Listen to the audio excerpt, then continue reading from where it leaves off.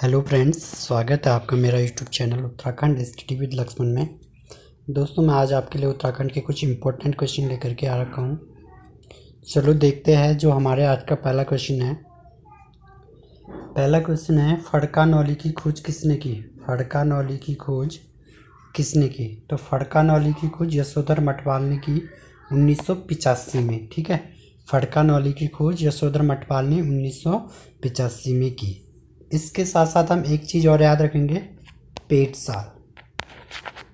ठीक है, तो पेट साल की खोज भी किसने की है? यशोधर मटवाल ने की, लेकिन इसकी खोज 1989 में।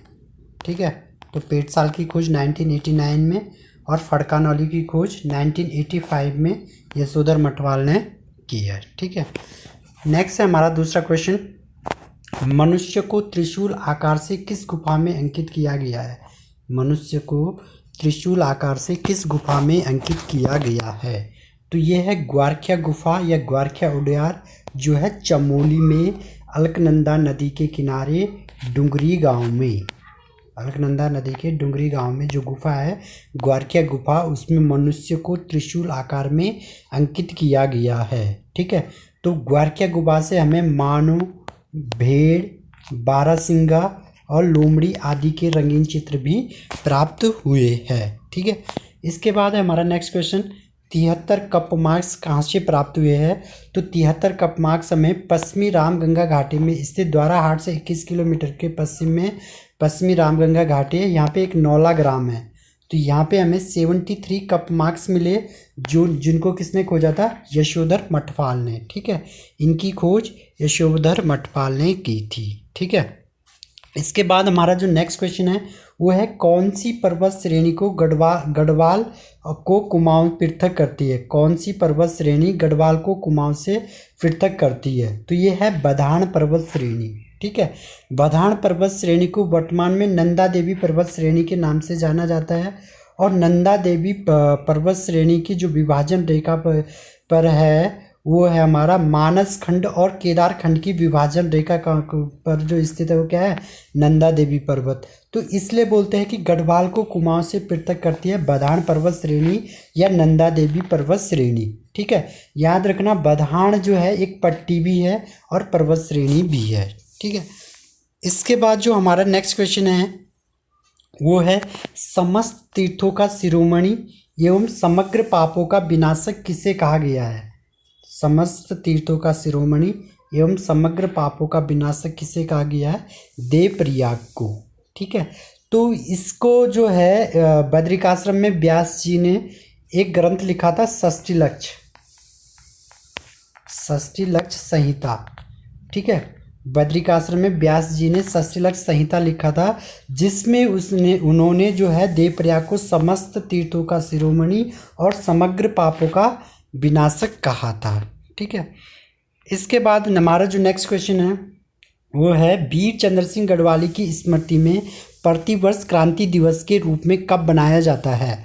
तो क्रांति दिवस के रूप में मनाते हैं 23 अप्रैल को। ठीक है, कब मनाते हैं? 23 अप्रैल को। आपको पता होगा कि इनका जन्म 1891 कहाँ पे हुआ था? पौड़ी में हुआ था। ठीक है, और इनकी जो समाधि स्थल है वो है कोदिया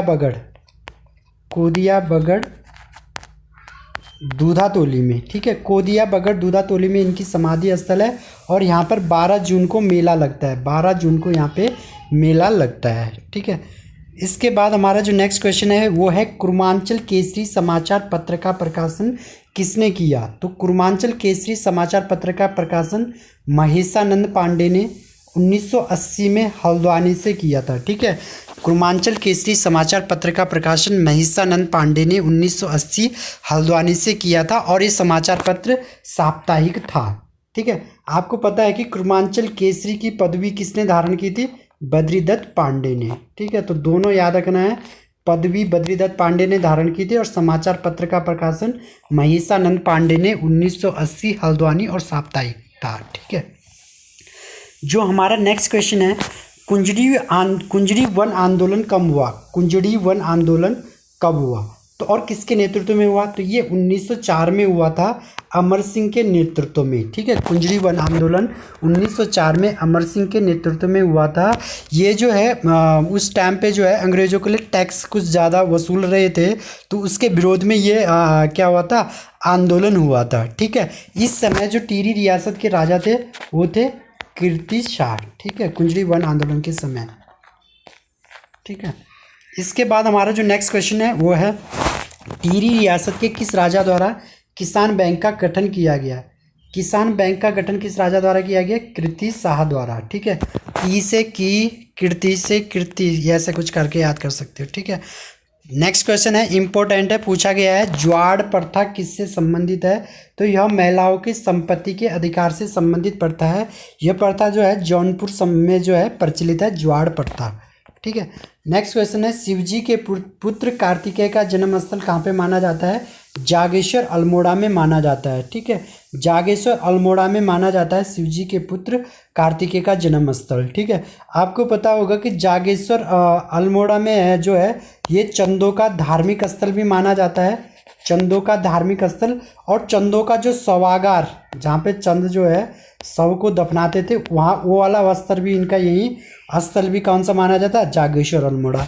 आपको पता होगा कि अल्मोड़ा में एक क्या है, जागेश्वर मंदिर समूह है, 124 मंदिरों का समूह है जो जटागंगा के किनारे स्थित है, जटागंगा के किनारे स्थित है। इन 124 मंदिर समूह में सबसे बड़ा जो मंदिर है वो है दिनदेश्वरा का मंदिर, और सबसे प्राचीन जो मंदिर है वो है मृत्युंजय मंदिर, ठीक है।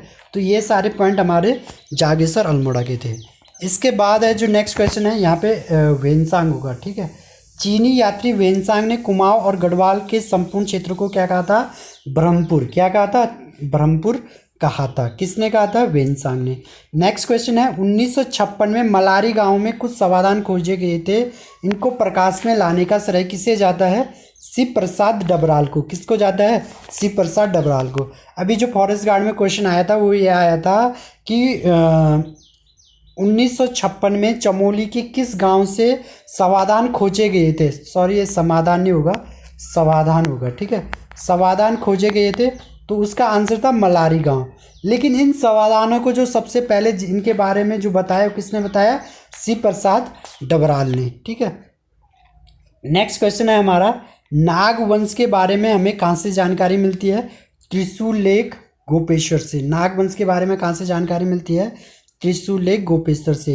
इस लेख में 4 नाग राजाओं के नाम दिए गए हैं, स्कंदनाग, विभु नाग, अंशु नाग और गणपति नाग, ठीक है। नाग वंश के बारे में हमें जानकारी मिलती है त्रिशूल लेख गोपेश्वर से। इस लेख में 4 राजाओं के नाम मिलते हैं, स्कंदनाग, विभु नाग, अंशु नाग और गणपति नाग, ठीक है। गणपति नाग जो है उत्तरी नागवंश का सबसे शक्तिशाली शासक था, गणपति नाग, ठीक है। और पिथौरागढ़ के प्रसिद्ध बीनाग और बेनीनाग मंदिर प्रसिद्ध है नाग से संबंधित, ठीक है। नेक्स्ट क्वेश्चन है हमारा, कौन सा चंद शासक अकबर और जहांगीर के समकालीन थे, वो थे लक्ष्मी चंद। कौन से चंद शासक जो है अकबर और जहांगीर के समकालीन थे, लक्ष्मी चंद, ठीक है। तो आज के लिए इतना ही है। अगर आपको ये वीडियो पसंद आई है तो लाइक, शेयर और सब्सक्राइब ज़रूर कीजिए। धन्यवाद।